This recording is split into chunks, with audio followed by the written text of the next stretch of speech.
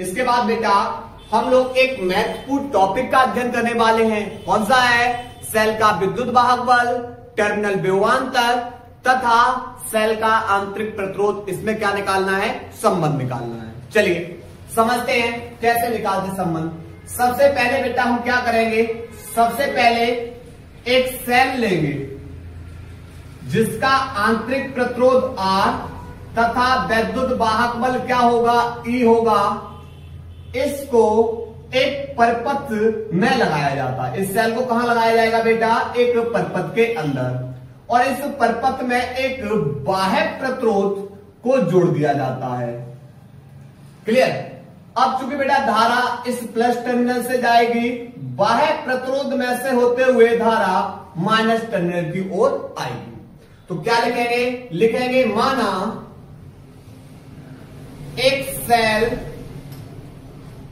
एक सेल जिसका विद्युत वाहक बल E तथा आंतरिक प्रतिरोध स्मॉल r है, को एक बाह्य को परपथ में जोड़ा जाता है, को परपथ में लगाया जाता है, जिसका बाह्य प्रतिरोध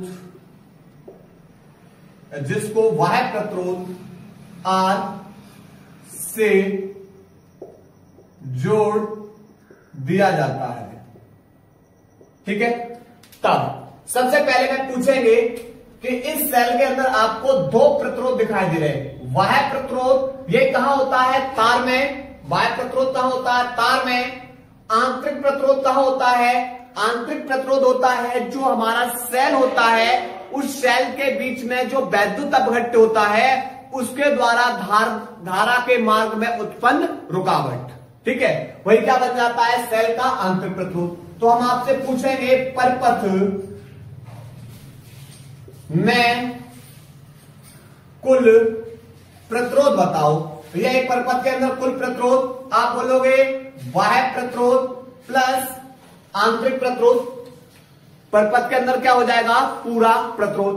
ठीक है? तो यहां पर अगर सेल का विद्युत वाहक बल E है तो यहां पर हम निकालेंगे पहले परपथ में कुल धारा। I बराबर फॉर्मूला होता है बेटा ओम के नियम में B बराबर I इंटू में R। लेकिन ये धारा तो बेटा आप बोलो सर ये तो पूरे परपथ में प्रवाहित हो रही है। जब धारा पूरे परपथ में प्रवाहित हो रही है तो हम धारा को निकालना चाहेंगे तो I बराबर हो जाएगा B अपॉन R, और B की जगह किसको लगाएंगे? E को। क्यों? क्योंकि धारा पूरे परपथ में प्रवाहित हो रही है। क्लियर? तो यहां पर धारा I बराबर विद्युत वाहक बल वट्टे कुल प्रतिरोध, विद्युत वाहक बल वट्टे कुल प्रतिरोध। तो I बराबर विद्युत वाहक बल E है क्योंकि धारा पूरे परपथ में प्रवाहित हो रही है, इसलिए विद्युत वाहक बल वट्टे कुल प्रतिरोध R प्लस स्मॉल r। ठीक है? इसे इक्वेशन नंबर क्या डाल दिया हमने? 1। अब करना क्या है? बट्टे 1 कर लो, क्रॉस मल्टीप्लाई। तो E बराबर हो जाएगा I का इससे मल्टीप्लाई, तो I कोष्टक में R प्लस स्मॉल r। तो E बराबर I का जब R में मल्टीप्लाई करोगे तो I इंटू में R, प्लस I का जब स्मॉल r मल्टीप्लाई करोगे तो I इंटू में स्मॉल r। अब देखो ये जो धारा जा रही है बेटा, वो धारा जा रही है किसके? बाह्य प्रतिरोध से होते हुए। और जब धारा बाह्य प्रतिरोध से होते हुए जा रही है तो धारा के संगत प्रतिरोध बराबर कौन हो जाएगा? B। और B हमारा कौन है? टर्मिनल विभवांतर। जब बाह्य प्रतिरोध से धारा जाएगी, बाह्य प्रतिरोध से धारा जा रही है तो ये क्या बन जाएगा? हमारा टर्मिनल विभवांतर। तो यहां से E बराबर ये बन गया B प्लस के I इंटू में R। क्लियर? तो आप लोग लिख सकते हो सेल का विद्युत वाहक बल, टर्मिनल विभवांतर तथा आंतरिक प्रतिरोध में यही संबंध है। ठीक है? लेकिन क्या करना है? पुनः अब हम इसको थोड़ा सा और आगे हल करेंगे। पुनः हमें पता है बेटा कि यहां से अगर हम i निकालना चाहेंगे, r गुणा में है दूसरी ओर जाके भाग में, तो i बराबर होता है b अपॉन r। अब इस i का मान समीकरण एक में रख दो, तो समीकरण एक से i बराबर e बट्टे r प्लस r, तो इस i का मान, इस वाले i का मान यहां लगाओ, तो आप बोलो सर i के लिए लगाएंगे b अपॉन r बराबर e बट्टे r plus small r। Cross multiply कर दीजिए, e का r में मल्टीप्लाई, तो e इंटू में r बराबर v कोष्टक में r प्लस स्मॉल r। हमें बेटा क्या निकालना है, ये आंतरिक प्रतिरोध निकालना है। तो आप बोलोगे सर ये b जो है ना, ये गुणा में है दूसरी ओर जाके भाग में हो जाएगा, दूसरी ओर किसमें हो गया, भाग में, बराबर बेटा इधर बचेगा r प्लस स्मॉल r। आप बोलोगे सर ये कैपिटल R है ना, जो ये प्लस में है दूसरी ओर जाके किसमें हो जाएगी, माइनस में, तो E इंटू में R बट्टे B, ये प्लस की है दूसरी ओर जाके माइनस की, बराबर स्मॉल r। अब आप बोलोगे सर B का R में मल्टीप्लाई कर दीजिए, चलो करते हैं, तो ये हो जाएगा E इंटू में R माइनस के B इंटू में R, और बट्टे में कौन है B, बराबर स्मॉल r। ठीक है, दोनों जगह से कौन कॉमन आ रहा है, दोनों जगह से r कॉमन आ रहा है, तो e माइनस के b बट्टे b, और कॉमन कौन आ गया, r बराबर स्मॉल r। ठीक है, यहां तो बेटा आप लोग यही तक छोड़ सकते हो, या आगे हल करना चाहो तो लिख सकते हो, अथवा e बट्टे b माइनस के b बट्टे b इंटू में r बराबर स्मॉल r, क्योंकि भैया e के बट्टे भी b माइनस b बट्टे b, क्योंकि हर दोनों समान है तो ऊपर वाले अंशों को क्या कर देते हैं, घटा देते हैं। ठीक है, तो यहां से क्या होगा, तो यहां से बेटा ये b से b कैंसिल, तो e माइनस के e अपॉन b माइनस के 1 इंटू r बराबर स्मॉल r। ठीक है, तो ये बेटा हमने फॉर्मूले पढ़ लिए हैं। ठीक, अलग अलग तरीके से फॉर्मूले पढ़े। अब हम इनकी देखने वाले हैं विशेष स्थितियों के बारे में। ठीक है, तो पहले इसको नोट करिए, उसके बाद विशेष स्थितियों को देख रहे हैं। नोट करो बेटा, यहां पर बाद बेटा हम लोग अध्ययन करने वाले हैं विशेष स्थितियों की। अभी कहानी पढ़ी है, ये पढ़ी हुई है बेटा कि सेल जब धारा को क्या कर रहा है, सेल धारा को दे रहा है, तब E बराबर B प्लस के I इंटू में R। ये कहानी किसकी है, सेल जब धारा को दे रहा हो।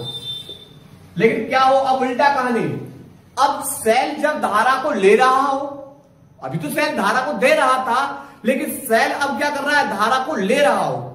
ठीक है, तो यहां पर पहली कहानी स्थिति है, लिखेंगे यदि सेल में धारा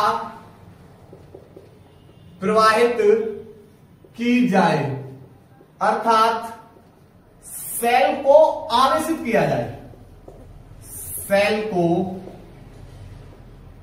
आवेशित किया जाए।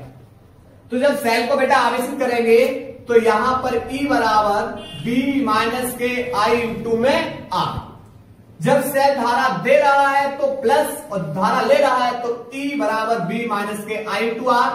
यहां पर ये माइनस का I इंटू R दूसरी ओर जाके प्लस का, तो यहां से हो जाएगा B बराबर, यहां से हो जाएगा B बराबर E प्लस के I इंटू में R। क्लियर। और ऐसी स्थिति में बेटा क्या होगा, जो जब सेल को क्या कर रहे हैं, आवेशित कर रहे हैं, तो सेल को आवेशित करने पर जो ये टर्मिनल विभवांतर है, इसका मान अधिक हो जाता है किससे, सेल के विद्युत वाहक बल से। क्या हो जाएगा, सेल के विद्युत वाहक बल से अधिक हो जाएगा सेल के टर्मिनल विभव का मान। ठीक है, चलिए दूसरा पॉइंट ये है, यदि बाह्य प्रतिरोध है ना, जो ये बाह्य प्रतिरोध है कैपिटल R, बाह्य प्रतिरोध R कैसा हो, अनंत हो, तब जब बाह्य प्रतिरोध को अनंत करते हैं तो यहां पर बेटा क्या होगा, E बराबर B प्लस के I इंटू में R था, लेकिन यहां पर हमें पता है, क्या पता है कि यहां से धारा का मान कितना हो जाएगा, तो B बराबर होता है I इंटू में R, क्लियर। और हमें धारा का मान निकालना है, तो ये यहां से बेटा R गुणा में दूसरी ओर जाके भाग में हो जाएगा बराबर I। लेकिन ये बाह्य प्रतिरोध बेटा अनंत है, जो बाह्य प्रतिरोध अनंत कर दिया गया और अनंत का किसी भी संख्या भाग करेंगे तो बेटा अपर बात अर्थात यहां पर धारा I, तब जो धारा I बराबर होगा, I बराबर कैसा हो जाएगा, शून्य। और जब धारा I शून्य हो जाएगा तो I की जगह शून्य लगाओगे तो ये बेटा 0 हो जाएगा, तो E बराबर किसके हो जाएगा, B के। अर्थात जब सेल से धारा न ली जाए तब विद्युत वाहक बल बराबर हो जाता है टर्मिनल विभवांतर के। ठीक है, नोट करिए बेटा इस टॉपिक को।